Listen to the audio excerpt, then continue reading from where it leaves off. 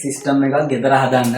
එතකොට අපි මේ වතුර එක වීඩියෝ එකේ දාලා තියන්න. අපි කකුඩු පිහිල්ලෙන් ගෙනාවා. අද අපි අපේ ටෙස්ට් එකට ගන්න මේ කකුඩු පිහිල්ල වතුර.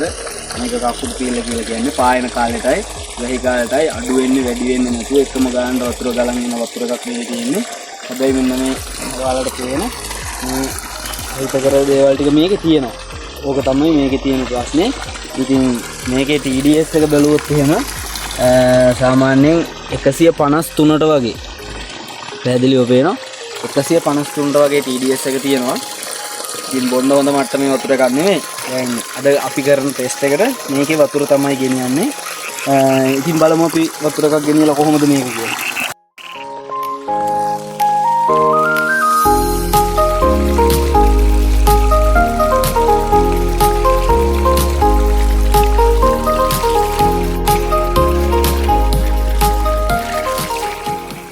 මනහට 153ට වගේ තියෙන වතුර එකක් මේක. එතකොට මේක අද මේ කරන ටෙස්ට් එකෙන් සාමාන්‍යයෙන් 3ට 4ට අරන් පෙන්නනවා. එතකොට RO සිස්ටම් එකක් තමයි මේ ගෙදරදී හදන්න යන්නේ වෙනම සිස්ටම් එකකට. මේක ලංකාවේ නම් ප්‍රසිද්ධ විදිය සාමාන්‍යයෙන් කිව්වොත් කසිපු කරන ක්‍රමයට තමයි මේක කරන්නේ. එතකොට එන්නම් මේ වතුර ටික ඔක්කොම මම දාගන්නවා මේ වගේ මුට්ටියකට.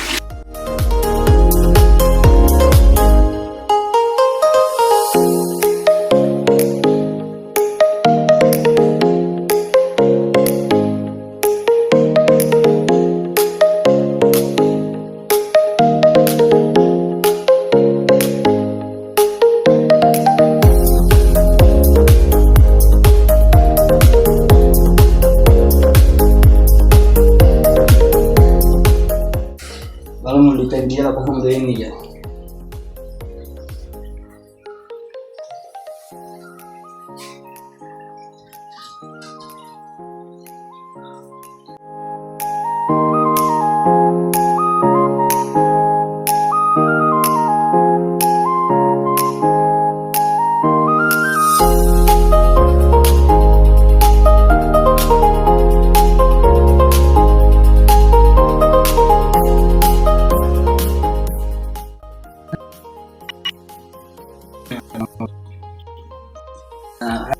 වැඩේ කරන දේ කරන්නේ හරි අමාරුයි. අර දැන් මේ බටේ වතුරකින් ගන්න නම් විදිහට ඒක ඔක්කොම යනවා. ඒකින්ද මේ වතුර එකක් මෙලින් දාලා ගන්න ඕනේ. ඉතින් අපිට එහෙම ගන්න බෑ. හේතුව බට නෑ ඇලුමිනියම් ඒවා. අපි මේ රෙදි කැල්ලක් පොඟවලා මේක උඩින් දාලා පොඩ්ඩක් සීතල කරලා ඔන්න වතුර ටිකක් ගත්තා.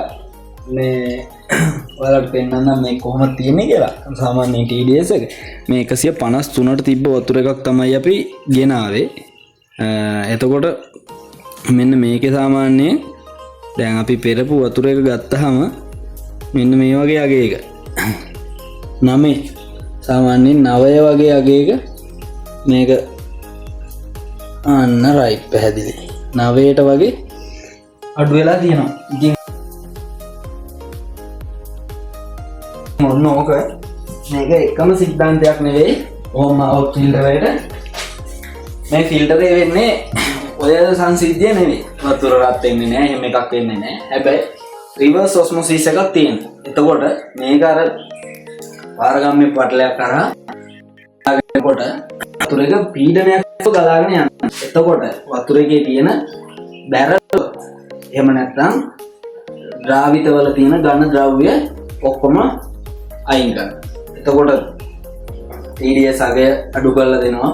මේක පාවිච්චි කරන්න ඕනේ එහෙමනේ. මේ ලිඳක වතුර කිවුල තියනවා නම් එහෙම නැත්නම් වෙන අපද්‍රව්‍ය මඩ තියනවා නම් කිවුල තියනවා නම් ආසනික් ග්ලයිෆොසේට් තියනවා නම් ඒ වගේ ආසනික් ග්ලයිෆොසේට් කෘෂිකාර්මික ද්‍රව්‍ය තියනවා නම් පාවිච්චි කරන්න ඕනේ. එතකොට අර සංසිද්ධියම වෙලා ඒ කියන්නේ අවශ්‍ය සහ අනවශ්‍ය කියන සියලු සංඝටක ඉවත් කරනවා. ඊට පස්සේ ඩෙත් වතුර එකක් විදිහට වතුර එක තෙරිලා ජලාංශු විතරක් හොඳ වතුර එක විදිහට එනවා. ඉතින් ඒ සංසිද්ධියම තමයි ඒ කියන්නේ ඒ විදිහට නෙවෙයි වෙන්නේ. මේකේ වෙන්නේ මේකේදී වෙන්නේ මේ ඉන්නේ වාෂ්පීකරණය මගින් තමයි මේක ගන්න. එතකොට මේක පාරගම්‍ය පටලයක් නෙවෙයි. මේක තියෙන්නේ අර අපි වතුර එක රත් කරාම උණු කරාම සෙල්සියස් අංශක 100 විතර වෙනකොට හුමාලය එනවා.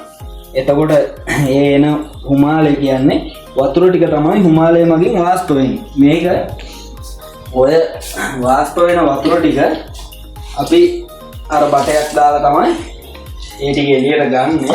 එතකොට මේ සංසිද්ධියේදී සාමාන්‍යයෙන් මේ ක්‍රමයට තමයි කසිප්පු කරන්නේ මිනිස්සු ගෝඩ දාලා.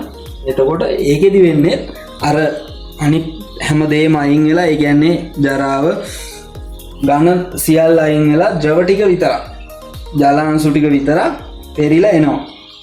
ඉතින් මේක සීතල කරේ නැත්නම් ඒක හුමාලේ විදිහට පිටට යනවා. එතකොට මේක නිතරම වතුරකින් හරි මොකකින් හරි දාලා ගන්න ඕනි. මේකෙදි අපි කරපු වැඩේ අපිට බට දිගට නැති නිසා අපි ප්ලාස්ටික් බටයකුත් දාලා try කරා හරියන්නේ නැහැ. ඒක නැමෙනවා සීතල වෙනවා. ඉතින් ලොකු ප්‍රමාණයක් ගන්නත් බෑ. ඒකින්ද අපිට අර චෙක් කරගන්න විතරක් ඕනියකට අපි මෙන්න මේ විදිහට ගත්තා. මට කියන්න උවමනාව තිබ්බේ මේක කරලා වතුර බොන්නවත් මෙහෙම ගන්න කියලාවත් නෙවෙයි. මට කියන්න උවමනාව තිබ්බේ RO ෆිල්ටර් එක 1800 ගණන් වල ලෝකේ හොයා ගන්නකොට ඊට කලින් අපිට මේ වගේ සිස්ටම් මෙහෙ තිබිලා තියෙනවා කියලා කියන්න තමයි මට උවමනාව තිබුණේ. ඒ කියන්නේ අර වගේ ක්‍රම එක ක්‍රම පාවිච්චි කරලා දැන් මේ ක්‍රමය ඇත්තටම සාර්ථක ක්‍රමයක්. අර වැඩේ තියෙන්නේ අපිට යන කාලය ශ්‍රමය ඊට පස්සේ ඉන්ධන ප්‍රමාණය වැඩි සහ ලොකු ඉඩක් ඕනේ එහෙම එකක් නේ. එතකොට ඒක තමයි ඔගේ තියෙන ගැටලුව. නැත්තම් මේ ක්‍රමයේම ඒකේ තිබිලා තියෙනවා. ඒක මට කියන්න උවමනා වෙලා තිබ්බේ ඕනෝක. ඉතින් RO ෆිල්ටර් සිස්ටම් ලෝකේ හොයාගන්න කලින් අපිට අරක තිබ්බා කියන එක විතරයි මට කියන්න උවමනා වෙලා තිබ්බේ. එහෙම නැතු ඕකෙන් වතුර කවුරුත් කරන්න යන්න එපා. ඕක හදන්නත් එපා. මම ඕක හැදුවා මම ඕක සම්පූර්ණයෙන් අයින් කරනවා. හේතුව ඕක නීති අනුකූල නැහැ කියලා මං හරියටම කියන්න දන්නේ නැහැ. නමුත් මං හිතනවා හේතුව ඔය ක්‍රමයටම තමයි කසිප්පු කරන්නේ. ඒකින්ද ඕක පාවිච්චි කරන්න එපා. ඉතින් දැනගෙන ඉන්න දැනුමට තියාගෙන ඉන්න සාමාන්‍යයෙන් වාෂ්පීකරණයේදී ජලාංශු පමණයි වාෂ්ප වෙන්නේ. එතකොට මේකෙදි RO සිස්ටම් එකේදී පෙරලා දෙන්නේ ජලාංශු විතරයි. මේකේ බොහෝ දුරට RO සිස්ටම් එකේ ජලාංශු විතරයි පෙරලා එන්නේ. ඊට පස්සේ ඇල්කලයින් එකක් දාලා තමයි ඇඟට අවශ්‍ය සංඝටක ටික එකතු කරලා දෙන්නේ. ඒකින්ද ඔන්න ඕක තමයි RO සිස්ටම් එක. මේක තමයි සිස්ටම් එකට කියන්න දන්නේ. නමුත් නමක් නෑ. මේකෙදි වෙන්නේ ඔන්න ඔය දේම තමයි.